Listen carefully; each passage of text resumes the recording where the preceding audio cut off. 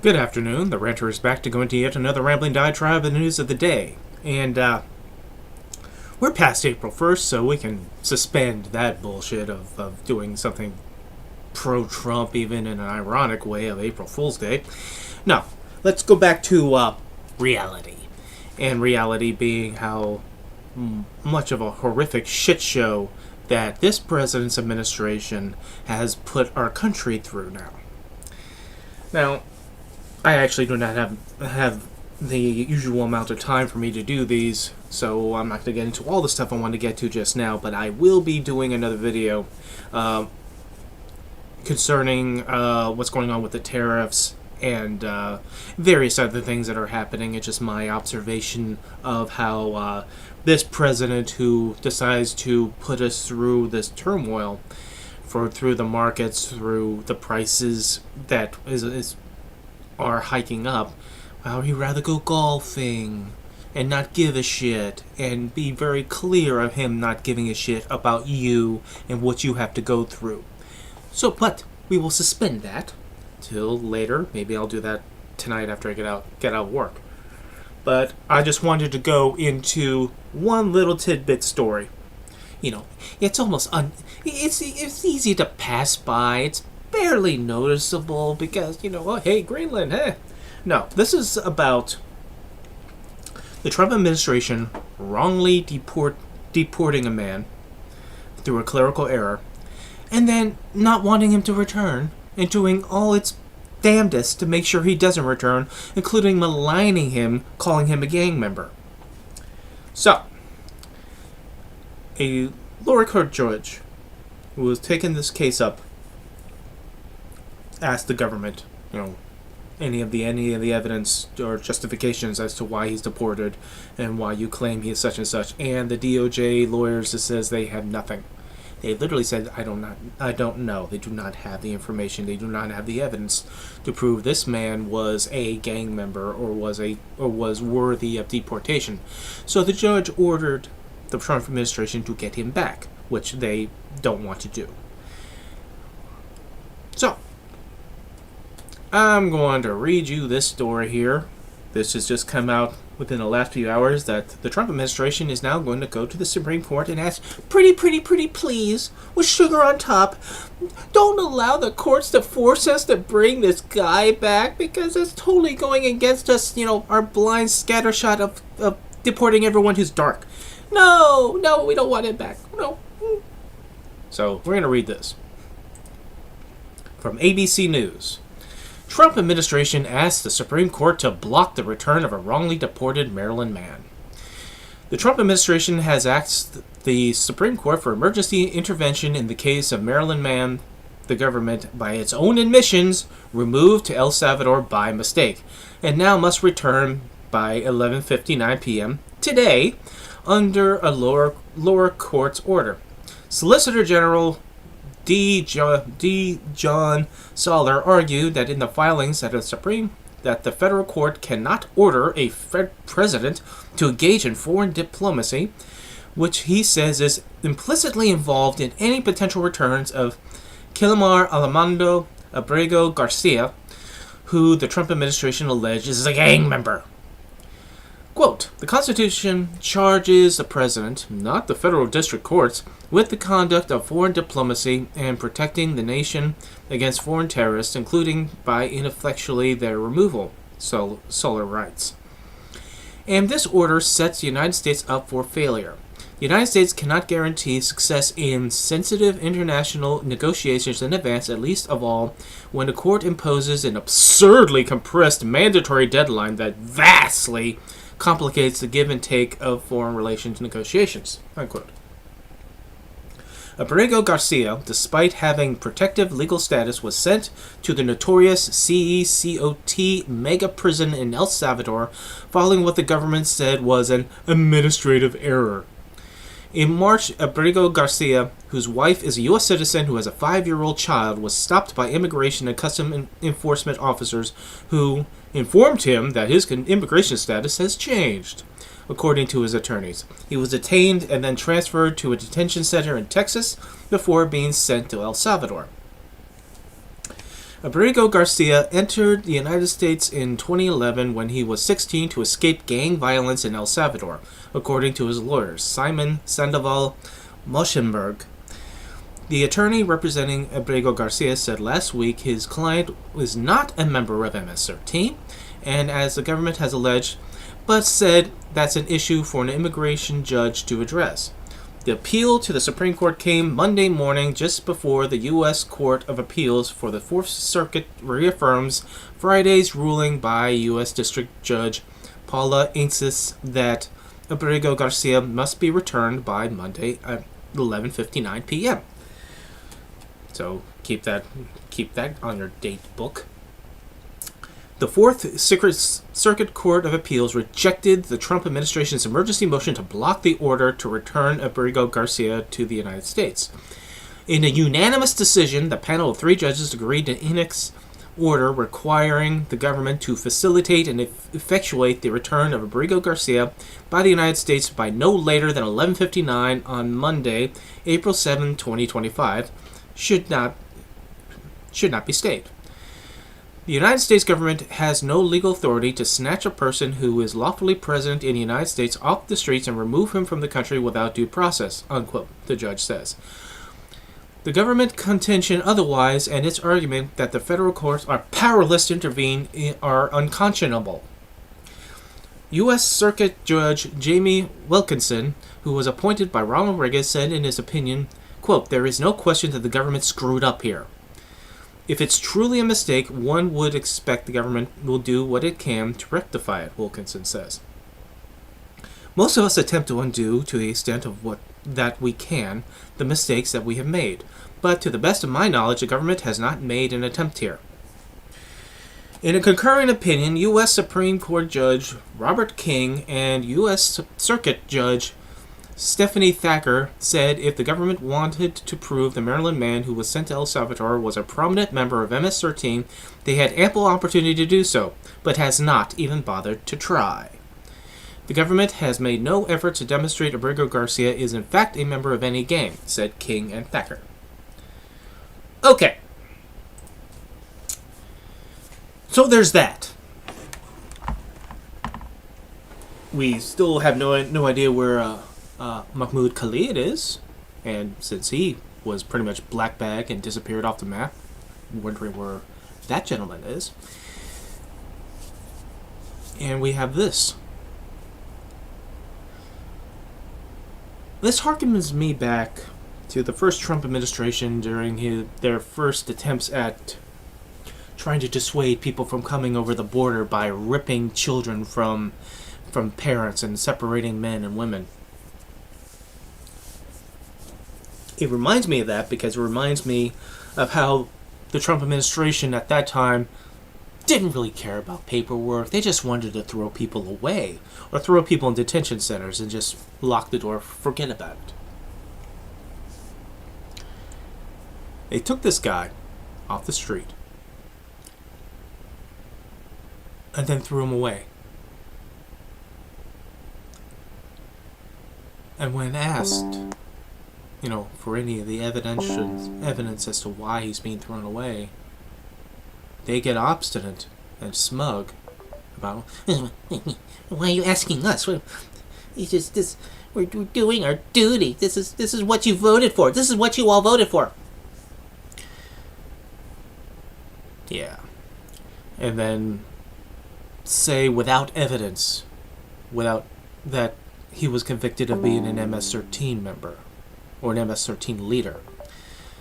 Vance, Vice President Vance, not to be confused by any other Vance because he is indistinguishable by any other person on this planet, said he was convicted of being an MS-13 member. Well, when asked to, Kellyanne Levitt, the press secretary Barbie. I'm sorry. Sometimes I feel bad for saying things like that, or Christy Nomi being Ice Barbie, because it does sting a little bit of misogyny and so forth. But I believe in these cases, When it's earned, it's earned.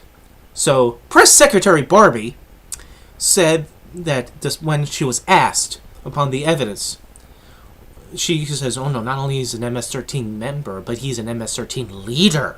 Yeah, he's not some family man. He's not some father from Maryland. No, he's a bloodthirsty terrorist that has been no evidence of him committing any sort of crime like that here in the United States at all.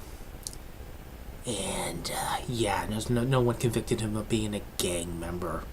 But then she says, when asked second and third time, oh no, this morning I saw the evidence. I saw the evidence from ICE. Oh yeah, it's terrifying. What's the evidence? What? I just told you. I told you. The evidence is I'm telling you. Alright, what's the evidence? I just told you the evidence. Who are you gonna believe? ICE? Or this criminal MS-13 member over here in Maryland? Me. And then what floats from this is the arguments that illegal immigrants or people who exercise First Amendment rights in terms of advocating one way or another that goes against our natural interest, that they are not subject to due process, that they don't deserve due process, that we can do whatever we like to these people, including putting them into black sites before we send them away, where no one will know what happens to them.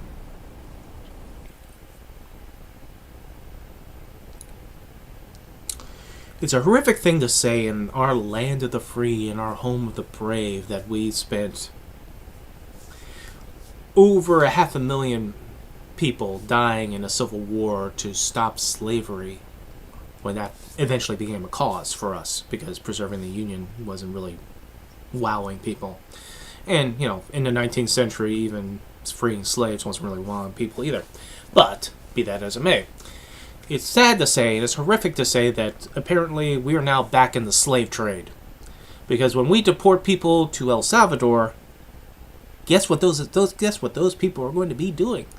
They're going to be imprisoned slaves. Horrifically torturous slavery. Not like the slavery we do here in our prison system, which is the only legal form of slavery that we have. I wonder why people are so eager to imprison people in mass amounts of quantities as soon as possible. But if we find out for guaranteed concrete evidence that we are getting a financial benefit, if the Trump administration is getting a financial benefit of us sending these people specifically to El Salvador, then we're in the slave trade, folks.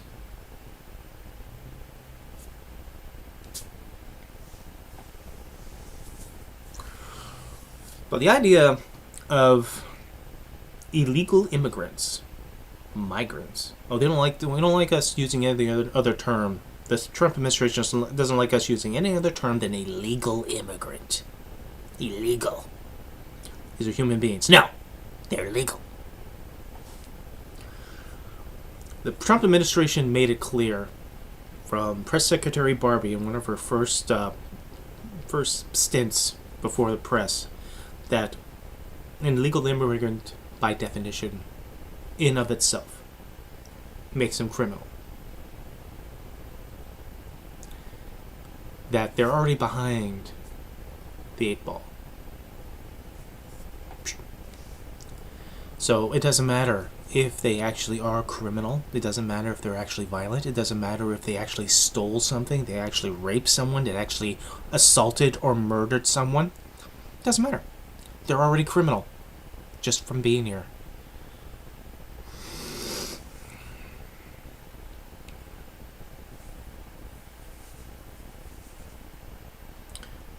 So they float the idea that there shouldn't be due process. The president is just allowed. That it's through his power. It isn't going back to April 1st anymore. Hang on, pause. Time in. Sorry about that. that that's the president's power to just they can deport anyone, no reason, no. There has to be reasons. There has to be due process. And the concept of people saying that they don't deserve due process because X, Y, and Z, due process is not something that is deserved. It is something that is. In this country, we fought a revolution to liberate ourselves from the legal process of guilt to proven innocence, where you go in and you're already guilty. While our system of rule of law is that you're innocent until proven guilty. It's the government's job to prove your guilt, so judgment can be rendered. Not, oh, you're already guilty. You're guilty and you have to prove that you're innocent to us that do not think that you're innocent. That's not how we do things in the United States. Maybe I'm saying that in terms of it being idealistic, but it is not what we do in the United States. So anytime you hear somebody saying that, well, they don't deserve it, they're elitist scumbags. Everyone deserves it, because it's not a matter of deserving. It is a matter of our own honor as the rule of law of our country. We should all be advocates of this. But apparently, once again, the illegal immigrant, or the immigrant, the migrant, doesn't matter. They're not American.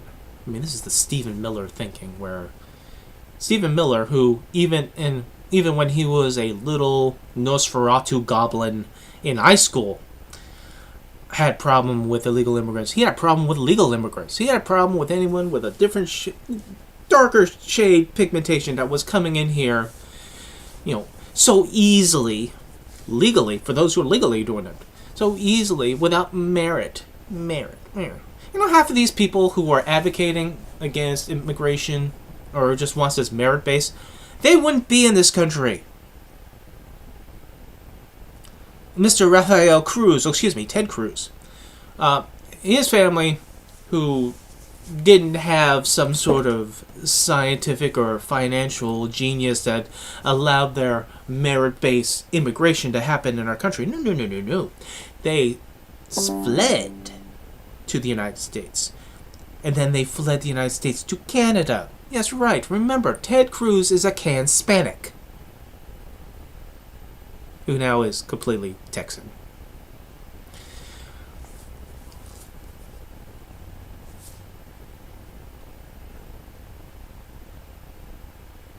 There was a few weeks ago, there was a little scuff up by a French politician who said mockingly, who said ironically, that the United States should part and parcel the Statue of Liberty back to France, because they're no longer living up to the ideals of the Statue of Liberty. And Press Secretary Barbie had a little smug reaction. That, if it wasn't for the United States, they would all be speaking German.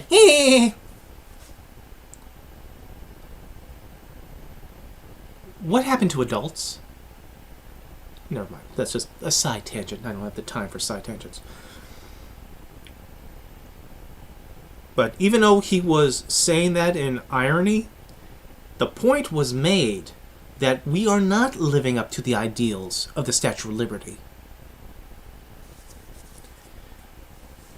What we are doing to the immigrant is horrific. All in the name of self-preservation and our own sovereignty. We're a nation of immigrants. We are the melting pot. There was a surrounded show. It had Sam Cedar in the middle, and he was surrounded by people who are MAGA advocates. And this one girl comes up and actually said, kind of, what's wrong with xenophobia? What's wrong with having this this Christian nationalism of like, having the one race that dominates all the other races. And Sam Seaver's like, wow, really? It didn't really contradict her because he let her pull the rope out. And says, that there is a one dominant race in the United States, and that has a European origin, and everyone should acclimate to them.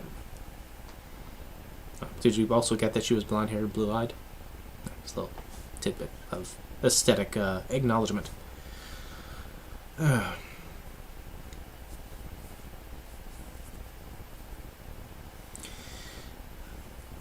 Once again, I reiterate,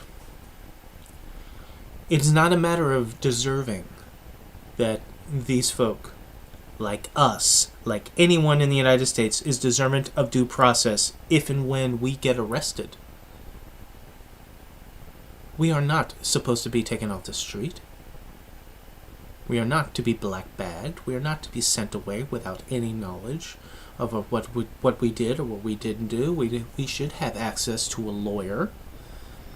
We should be able to, a legal resident, American-born or a non-resident, migrant and or illegal, has the right to have their rights still observed. Any of these people who tout these deportations and they dare to wear a Christian cross around their neck, that's just... I'm surprised that nobody asked. Actually, I'm not really surprised. I was about to say I'm surprised that no one really asked, about, how do they feel as a Christian of this happening, and then the whole story of the Good Samaritan and so forth. But then I stopped. and not going to ask that because I already know the answer. There are so many things wrong, not only with the Trump administration, but let's see the peripheries of it.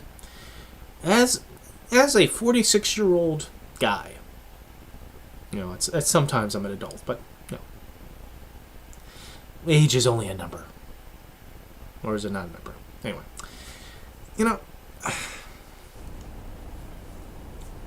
I have gone from the thinking of what the media and politics, how it's supposed to work, is we've gone from the politician needs the media in order to, during election time, promote themselves, to get themselves out to that viewing audience or that written audience for those who are reading the newspapers or radio or TV or whatever. This is going back olden days. So they will go on and with maybe a little bit of negotiation on the questions, nonetheless, will answer the questions to the satisfaction of the interviewer. It could be softball, it could be hardball questions, depending on what's going on at the time of this particular politician. Point being, the politician needed the media. It is no longer the case.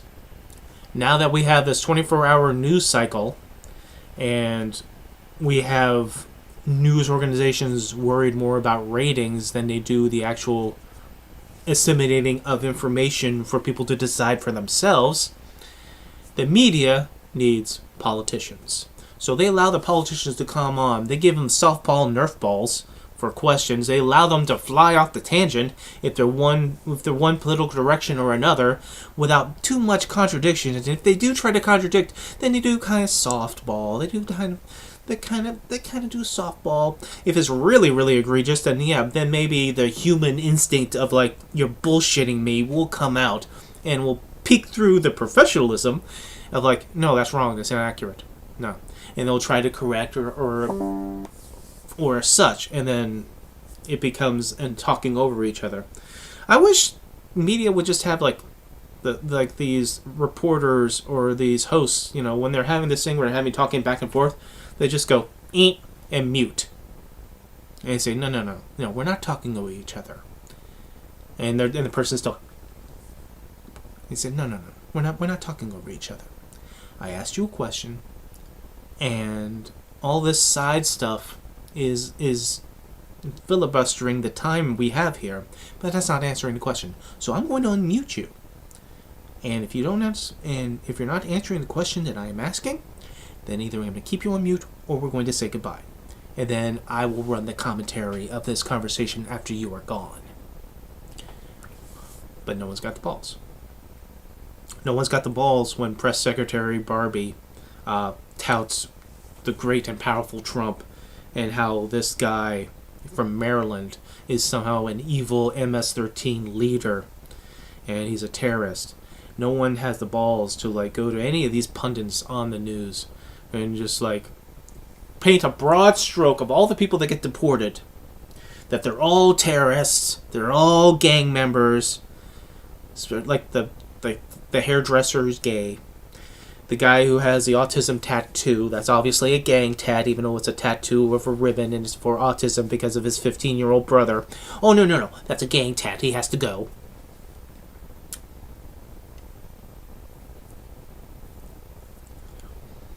No one wants to, be adult.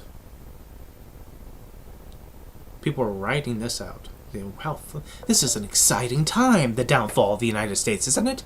It's as exciting as the downfall of Rome. We should stop it. We should stop it in its tracks. We should, collectively no, which millions and millions of people in the past day or two have been doing across the country with the hands-off protests. But no, we can't possibly do that because this is an exciting time. The downfall and decline of our country is exciting.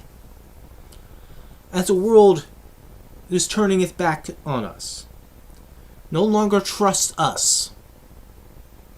The great and powerful superpower of this United States for the world. They don't trust us no more. Because we are fucking them over.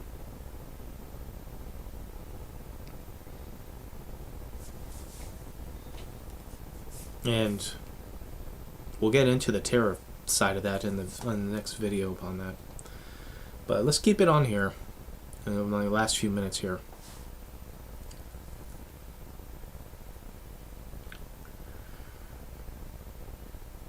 They want to throw people away, and they don't want to hear about them. No paperwork. In these court cases, they didn't provide paperwork for the DOJ lawyers, their own lawyers, to argue their case to not have this person return. They didn't provide their lawyer with evidence to present to the judge as to why. They hung him out to dry and just assumed that he could just argue without evidence why a human being has to be removed from our country without evidence.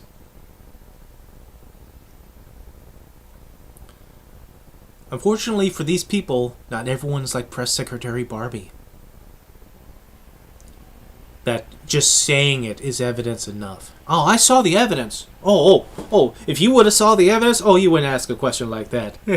Well, can we see evidence? No. Why do you need to see evidence? I just told you. If you can't trust ICE over an evil MS-13 member,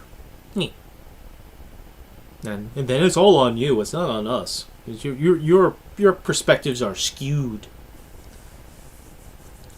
What will happen to these people in this administration and in their durable talking heads if Mr. Garcia is returned to the United States when they could not prevent his return? Now, I hate to say it, that it's less than half a chance that this guy's going to be returning to us, to his family, to his 5-year-old child. Because the United States government doesn't want him back. They're not looking for him. They expended all the effort that they had about this person in throwing him away. That's all we can do. And then it's in El Salvador. It's got completely different jurisdiction. We have nothing to do with it. There's nothing we can do, really. Nothing we can do. We just send them there, and that's it.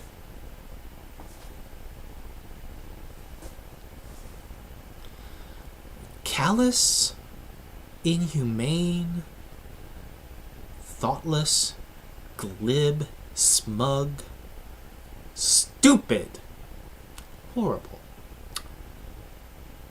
examples of this Trump administration. The Ranter rants because the urge to rant is always rising, and we will be back very, very soon for more. Enjoy your day.